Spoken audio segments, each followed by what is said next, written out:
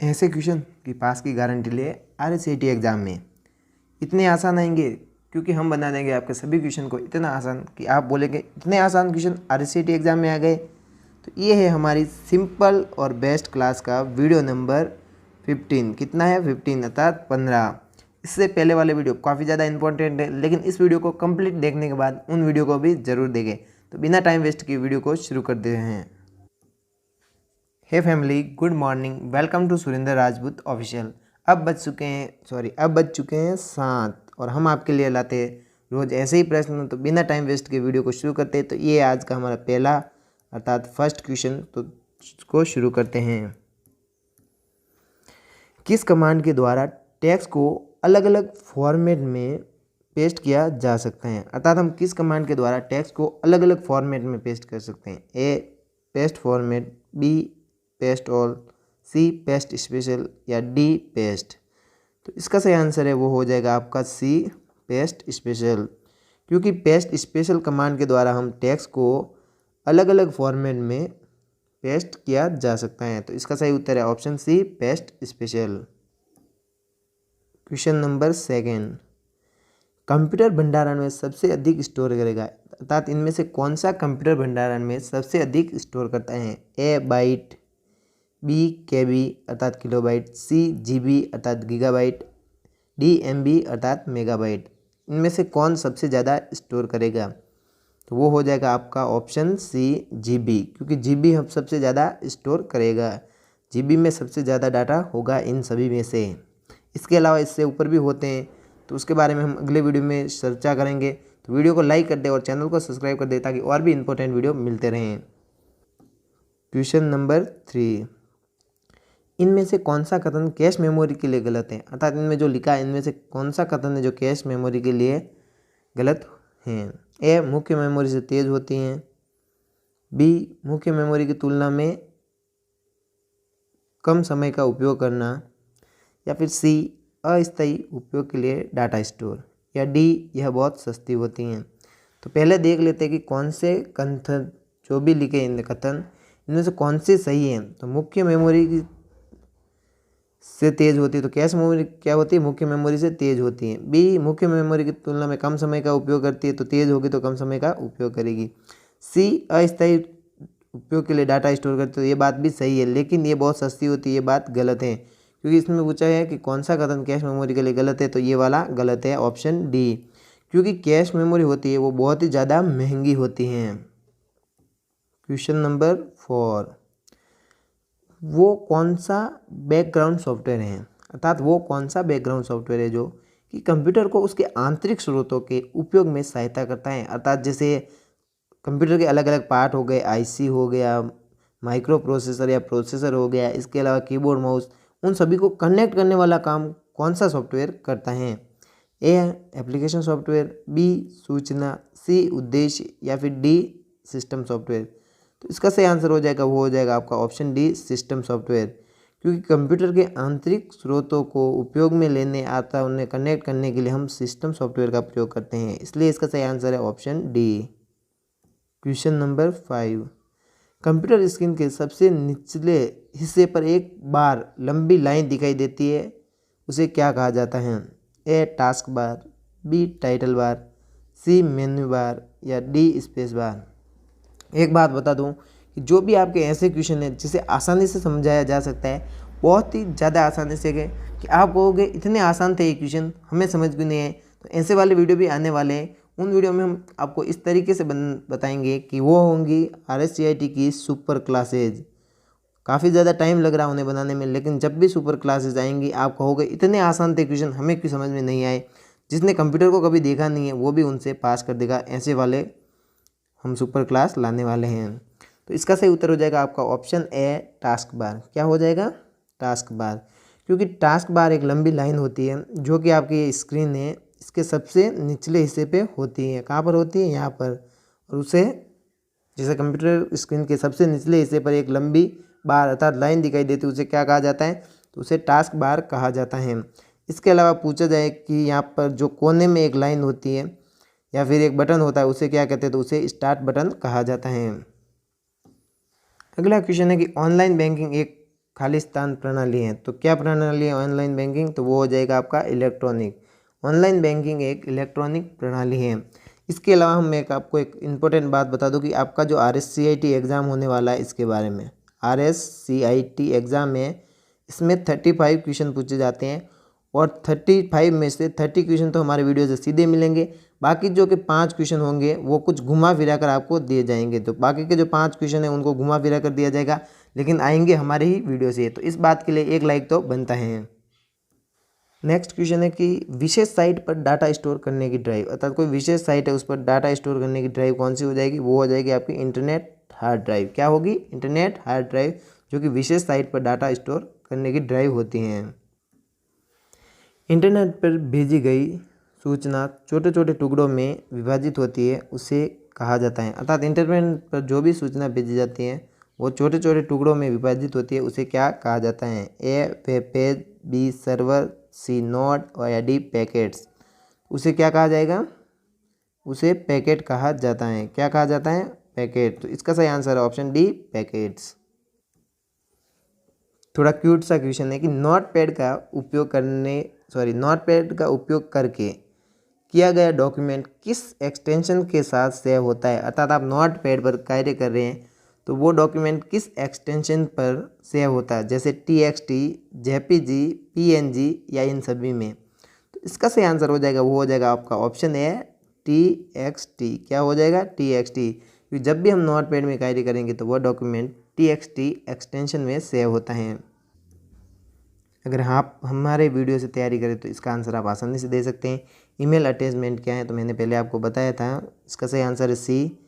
Email attachment जो होती है आपकी, वो होती है कि दूसरे प्रोग्राम का एक अलग डॉक्यूमेंट जो ईमेल मैसेज के साथ भेजा गया है। अर्थात ये किसी दूसरे प्रोग्राम का हो जा सकता है, जैसे PDF, वीडियो, फोटो, किसी भी फॉर्मेट में हो सकता है, जो कि ईमेल के साथ भेजा गया है, जिसे ईमेल का अटैचमेंट कहा जाता है। अटैच का मतलब जोड़ने वाला। तो ईमेल में कोई भी चीज़ जोड़नी है, उसे अटैच करते हैं तो उसे अटैचमेंट कहा जाता है, सिंपल तरीके से। अगला क्वेश्चन है कि कंप्यूटर वायरस है ऐसा कंप्यूटर प्रोग्राम जो स्वयं की प्रतिलिपि बना सके। बी, ए और सी दोनों। ऐसा वायरस जो मनुष्य के स्वास्थ्य को प्रभावित करे। डी, इनमें से कोई नहीं। तो वायरस क्या होगा? वो हो जाएगा आपका कि आपका जो ऐसा प्रोग्राम, वायरस कैसा प्रोग्राम होता है? ऐसा प्रोग्राम होता है कंप्यूटर का जो स्वयं की प्रतिलिपि बना सके ताकि वो दूसरों में फैल सके। जैसे कि ये वायरस है और एक कंप्यूटर है, तो वो इस कंप्यूटर में आया तो वो क्या करेगा? यहाँ से एक कॉपी बनाएगा और उसको भी इस कंप्यूटर तक पहुँचाएगा। इस प्रकार वायरस एक कंप्यूटर से दूसरे कंप्यूटर में फैल जाता है। चलो, एक इंटरेस्टिंग क्वेश्चन है और नए स्टूडेंट को तो पता ही होगा, क्योंकि हमारे चैनल की ऑडियंस 18 से लगाकर 24 वर्ष तक ज़्यादा है, ये मैंने बात नोटिस की है। तो ई कॉमर्स में लेन देन होता है। तो ई कॉमर्स का मतलब तो आपको पता है, कुछ खरीदने और बेचने वाली साइट। आपको पता होना चाहिए ई कॉमर्स का मतलब क्या है? कुछ खरीदने और बेचने वाली साइट। इनमें लेन देन कैसे होता है? तो ये क्या ऑनलाइन होता है आपका, जैसे ऑफलाइन, ऑनलाइन, ए और बी दोनों, या डी, इनमें से कोई नहीं। तो इनमें लेन देन ऑनलाइन तो होता ही, आपको पता है, कार्ड से हम पेमेंट कर सकते हैं। इसके अलावा लेन देन ऑफलाइन भी होता है। हम कैश ऑन डिलीवरी अर्थात COD, कैश ऑन डिलीवरी कर सकते हैं, जिसे शॉर्ट में COD कहा जाता है। तो हम ऑफलाइन भी कर सकते हैं, किसके माध्यम से? COD। और हम ऑनलाइन तो कर ही सकते हैं, आपको पता है, UPI के माध्यम से, या इसके अलावा जो भी आपका फ़ोन, गूगल पे, सभी से कर सकते हैं। तो इस प्रकार इसका सही आंसर है वो हो जाएगा आपका ऑप्शन सी, ए और बी दोनों। अर्थात ई कॉमर्स में हम लेन देन ऑफलाइन भी कर सकते हैं और ऑनलाइन भी कर सकते हैं। चलो, RSCIT का इंपॉर्टेंट क्वेश्चन में से एक है, क्योंकि इस क्वेश्चन को घुमा फिरा कर बार बार दिया जाता है, तो इस बात का आप ध्यान रखें, इसको ध्यान से पढ़ें, ताकि ऐसा ना हो कि आपको घुमा कर दिया जाए और आप इसका आंसर ना दे पाएँ। एक विशिष्ट प्रोग्राम जो इनपुट और आउटपुट उपकरणों को बाकी कंप्यूटर सिस्टम से संचार करने की अनुमति देता है। Device driver, utilities, operating system, D, इनमें से कोई नहीं।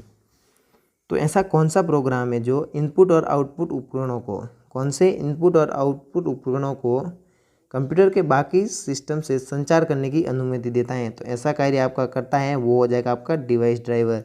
ये मैंने पिछले वीडियो में कितनी बार आपको बताया था, मैंने बोला था कि ये क्वेश्चन घुमा फिरा कर वापस आता है। देखो, कंप्यूटर के इस पेपर में ये क्वेश्चन वापस आ गया है, क्योंकि इसमें टॉप 35 क्वेश्चन हम पढ़ने वाले हैं। जो टॉप होते हैं वही लाते हैं। हो सकता है 35 में से ऐसे क्वेश्चन भी हो जो आपके लिए एग्ज़ाम के लिए अच्छे ना हो या ना आने वाले हो, उन क्वेश्चन को हम फिर से काट देते। पहले हम टॉप क्वेश्चन लेते हैं, उनमें से 35 में से भी काट लेके, ताकि बेकार के क्वेश्चन ना पढ़े और टाइम वेस्ट ना करें, टॉप क्वेश्चन ही पढ़ें।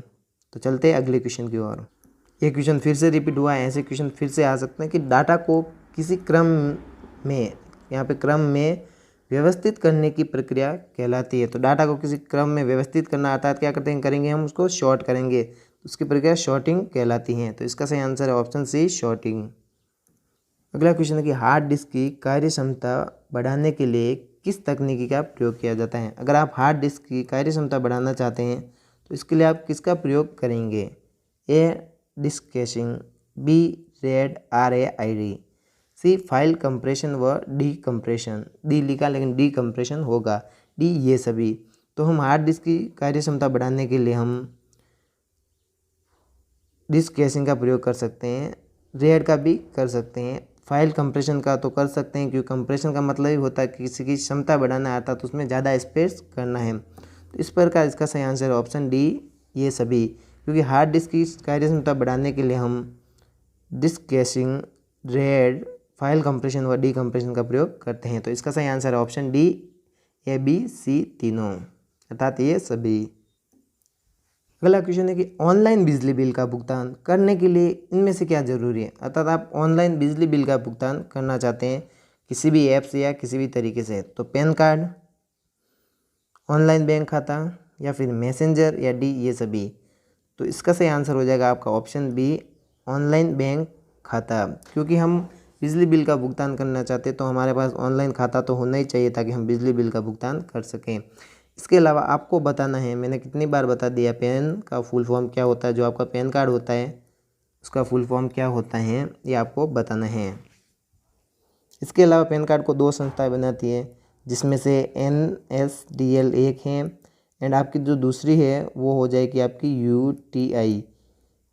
तो ये दोनों ही ऐसी संस्थाएं जो पैन कार्ड बनाती हैं और भारत में सबसे ज़्यादा सक्रिय हैं। इनमें से सबसे ज़्यादा जो सर्विस है वो उपयोग में की जाती है वो की जाती है NSDL की, और इसकी सर्विस काफ़ी ज़्यादा अच्छी होती हैं। अभी पिछले क्वेश्चन में मैंने आपको बताया था कि फाइल कंप्रेशन क्या है, तो आपको बताना फाइल कंप्रेशन क्या है। फाइल सेविंग है, या फिर फाइल बैकअप है, या सिस्टम क्लीन है, या डी कम जगह में फाइल सेव करना है। तो आपको मैं अब 5 सेकंड का समय देता हूँ, देखते हैं कौन से स्टूडेंट इसका सही आंसर दे पाते हैं। तो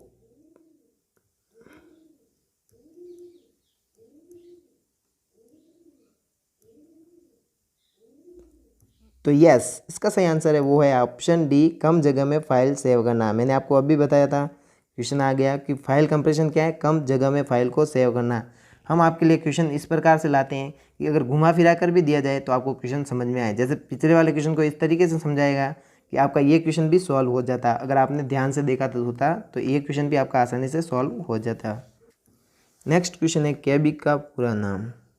ए किलोबाइट, बी किलोबिट्स, सी किलोबायोस, या डी इनमें से कोई नहीं। एक इम्पोर्टेंट बात बता दो कि हम आपके लिए एक स्पेशल वीडियो लाने वाले हैं। कौन सा स्पेशल वीडियो?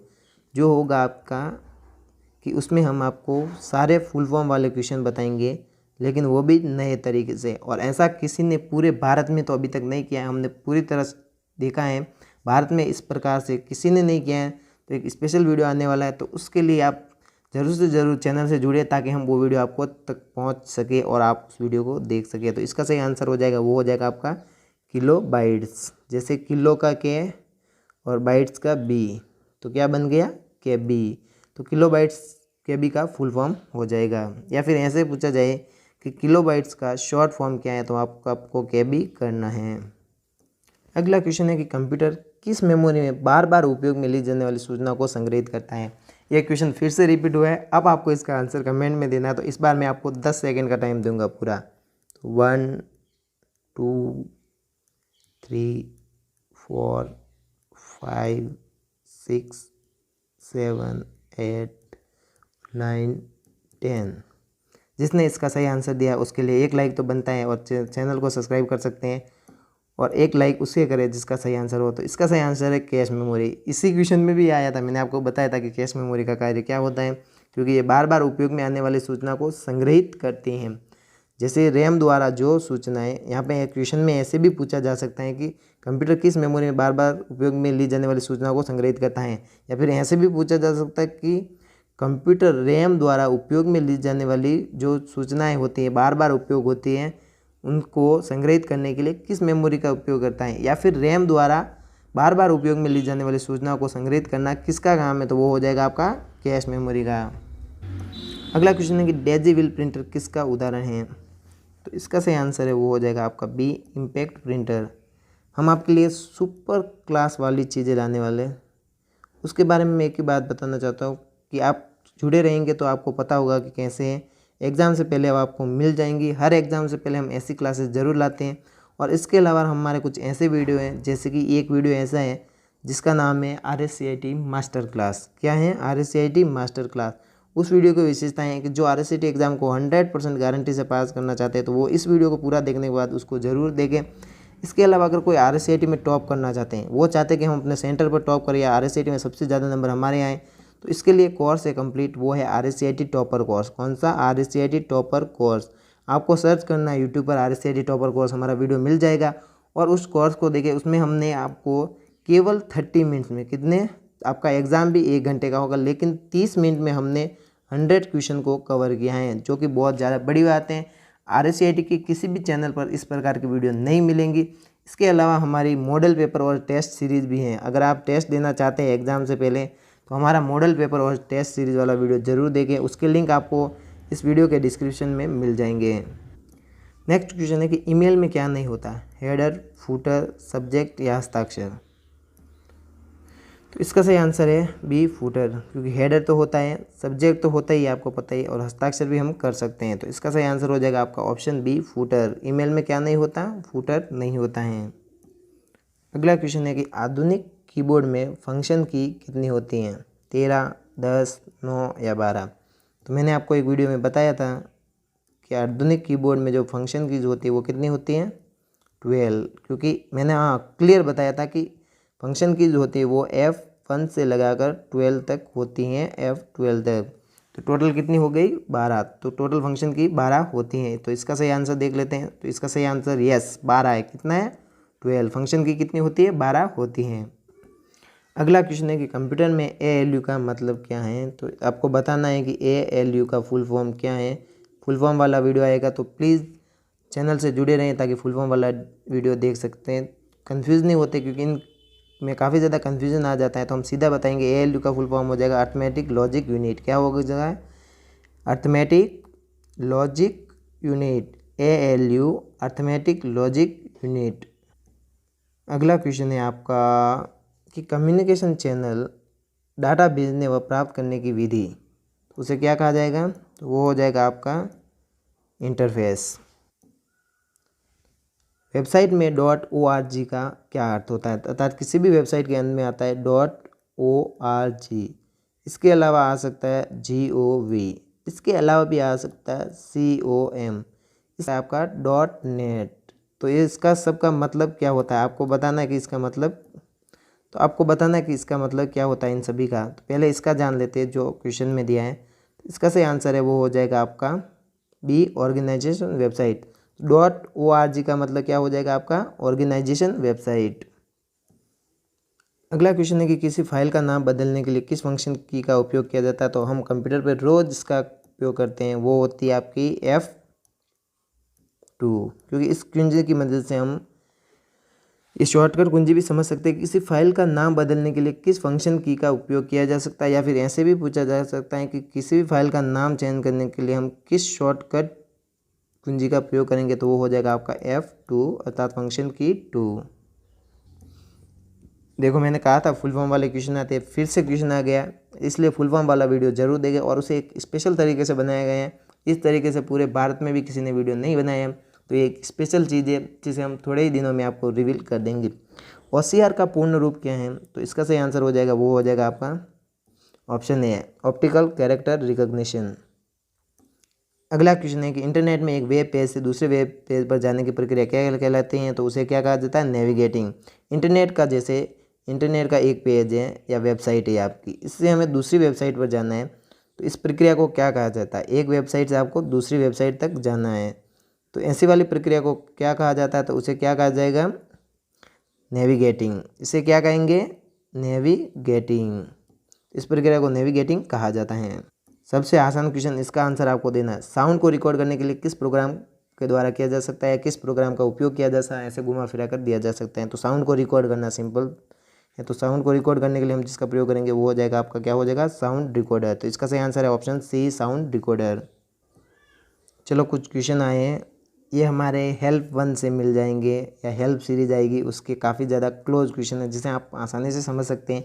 तो ऐसे बहुत सारी वीडियो अलग लगाने वाले हैं जो आपको जीरो से लगाकर हीरो बनाने का काम कर देगी, कंप्यूटर एक्सपर्ट बना देगी। तो क्वेश्चन पढ़ते हैं, निम्नलिखित में से किस मेमोरी को प्रति सेकंड कई बार ताज़ा किया जाता है। तो इसका सही उत्तर हो जाएगा, वो हो जाएगा आपका, क्या हो जाएगा, ऑप्शन बी, डायनेमिक रैम।